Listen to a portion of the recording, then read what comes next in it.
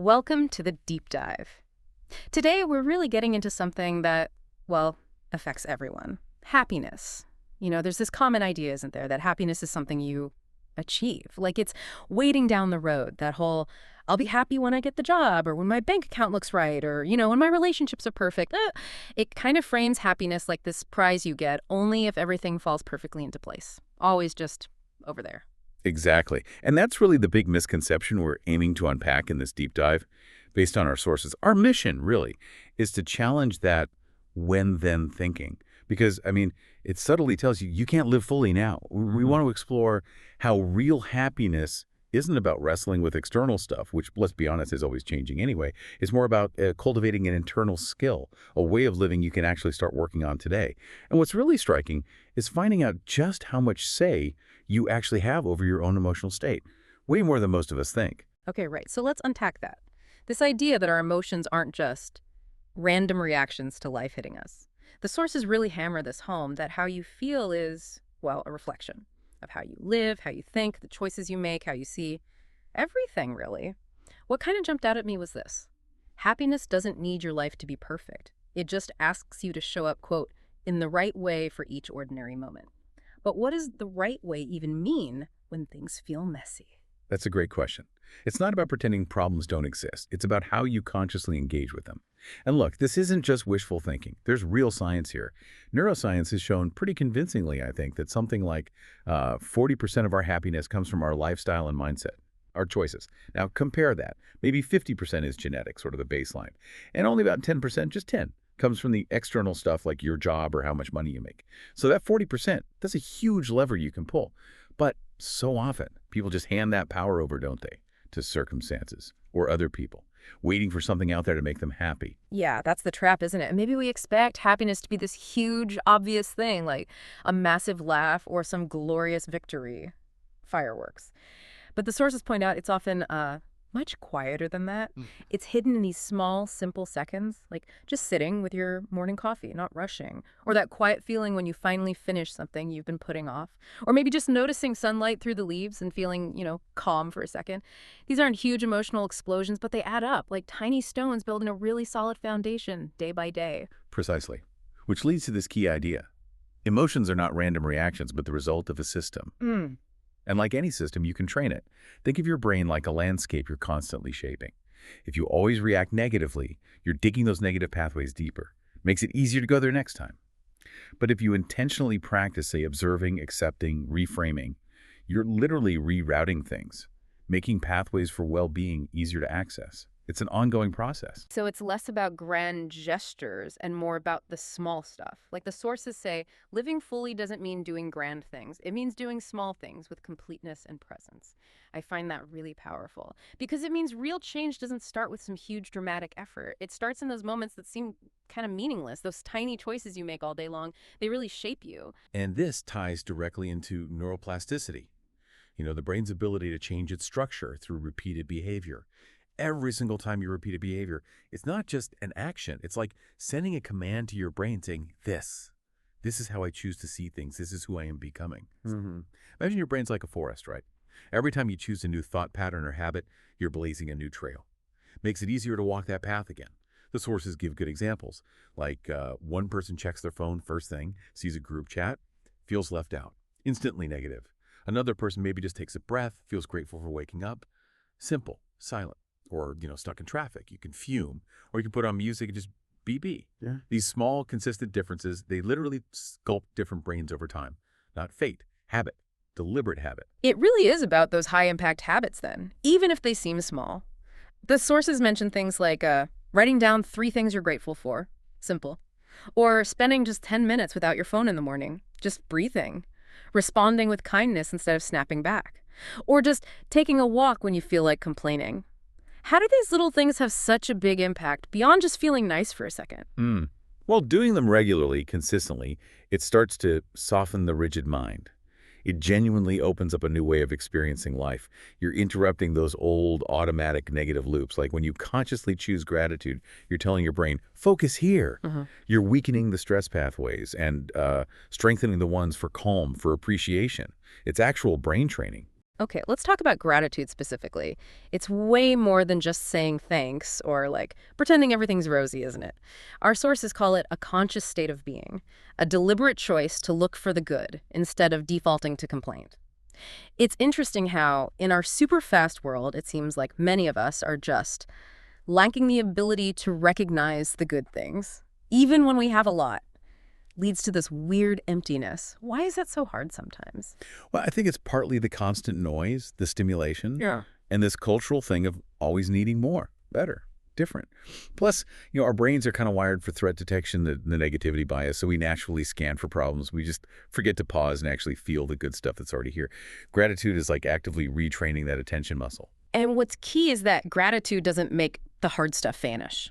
That's a common mistake, thinking it should. Instead, it completely changes how you move through them. Right. You still face challenges, but you can choose to focus on what still holds value, even when things feel like they're falling apart. How does that actually work in practice? How does it help?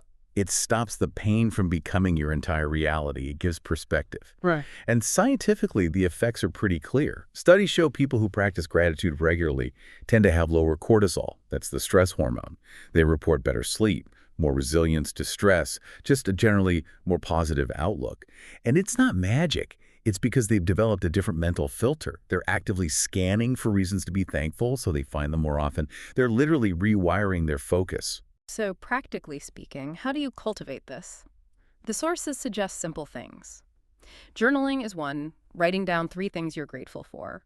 And they don't have to be huge. Could be just, I enjoyed my coffee, or someone held the door. Or if writing's not your thing, just say it, like a genuine thank you to someone, or even to yourself for getting through a tough day. Or maybe just mentally listing 3 good things before you sleep. Yeah, and that's especially useful because of that negativity bias we mentioned. Our brains cling to the bad stuff more easily. It's a survival thing historically. So gratitude journaling, for instance, is like a little hack for the brain. It consciously dims the brightness of sorrow and enhances the sharpness of kindness, as one source puts it. Making yourself write it down forces a pause, a reframe. You're signaling to your brain, hey, notice this good stuff too, and that practice starts to subtly reshape your awareness all day long. And it makes sense that when you appreciate what you have, you feel less need to compare, less envy. You're more grounded in your own life. Plus, expressing it genuinely often deepens connections, doesn't it? People respond to sincerity. You can even show it through actions, helping someone, leaving an encouraging note. And the sources really stress. Gratitude is most vital when you feel like you have the least reason to be grateful, because that's when it anchors you, reminds you something good still remains. Moving on to connection. It's just fundamental, isn't it? We are wired for it. Everything inside us is designed to seek connection. It's not just a nice-to-have feeling. It's a core human need. And the sources are pretty stark about the physical toll of long-term loneliness.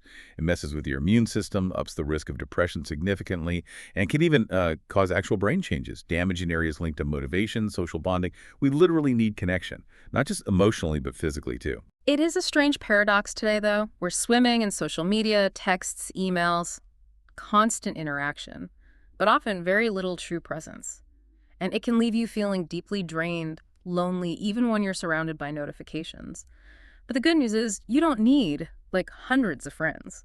The sources say just one deep connection, one person who listens without judgment is enough. Sometimes just one real conversation can start to fill that void. And the key ingredient for that, honesty. True connection begins when you dare to be honest. As one source puts it, no one can reach you if you keep your distance out of pride or fear. It's often that slightly imperfect, vulnerable honesty admitting you're struggling or just not okay, but you're still here that lets people in. Because deep down, everyone's looking for that realness. Yeah, that power of sincere conversation. It's not about arguing or proving a point. It's about creating a space where you're fully present.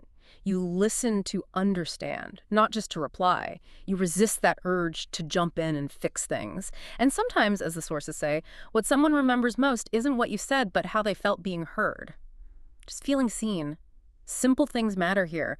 Calling a friend just to see how they really are, asking a coworker and actually listening to the answer, not interrupting. These rebuild connections. And this builds towards what the sources call a positive circle of connection. Think of it like a mental and emotional ecosystem.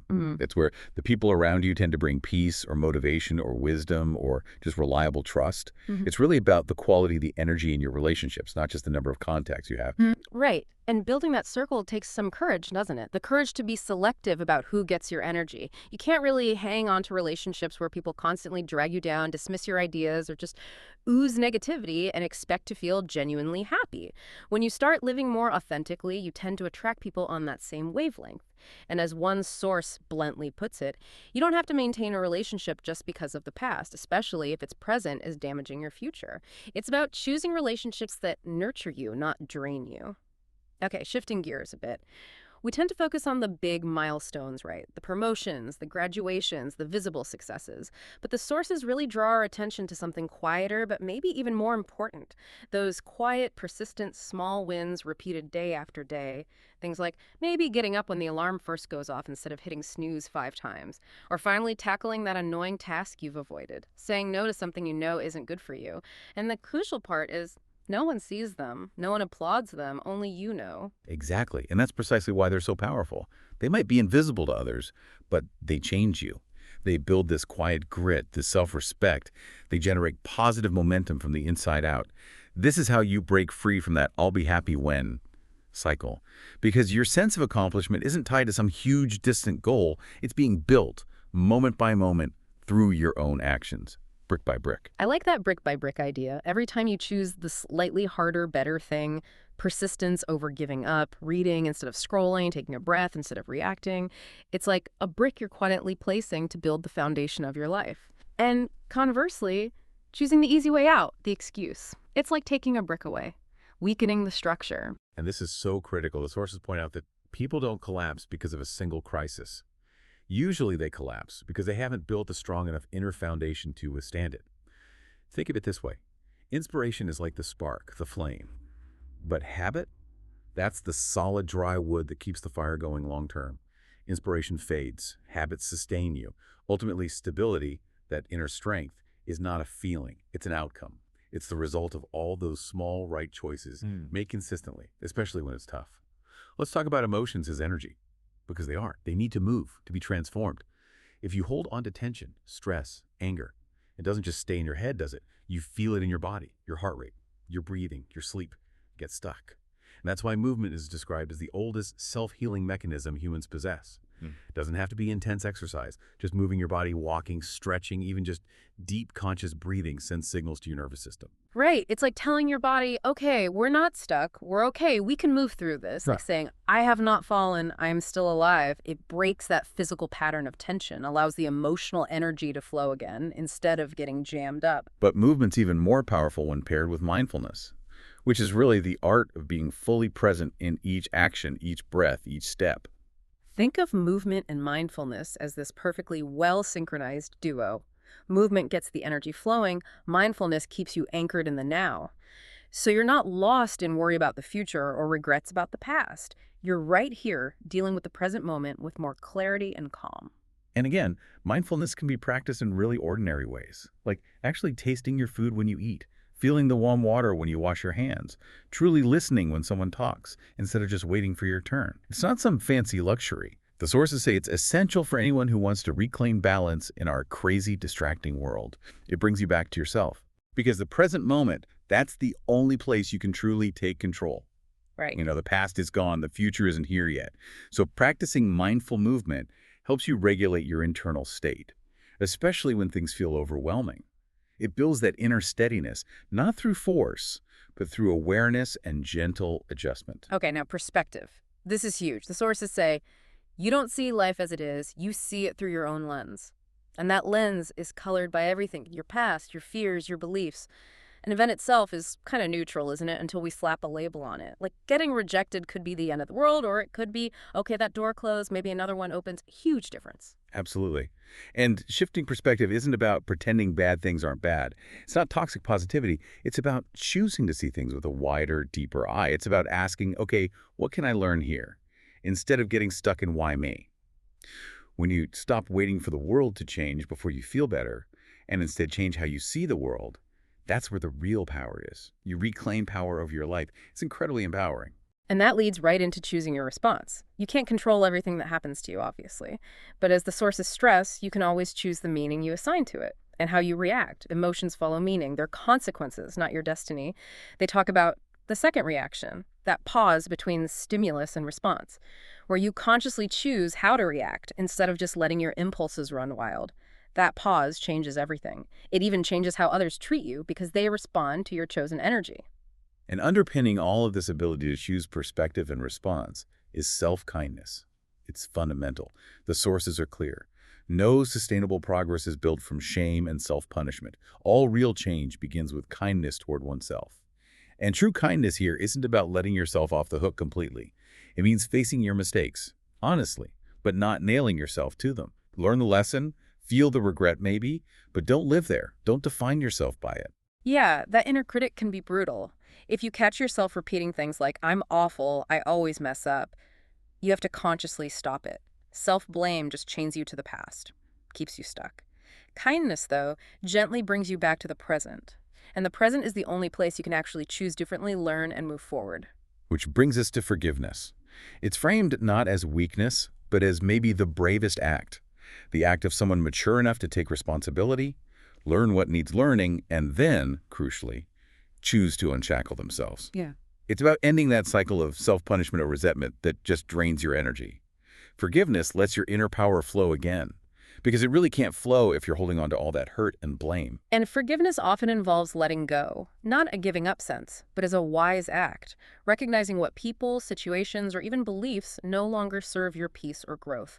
This includes letting go of rigid expectations. And, maybe hardest of all, letting go of the idea you created about how life should have been. It's about setting down those heavy bags so you can actually walk forward more freely. Now, purpose.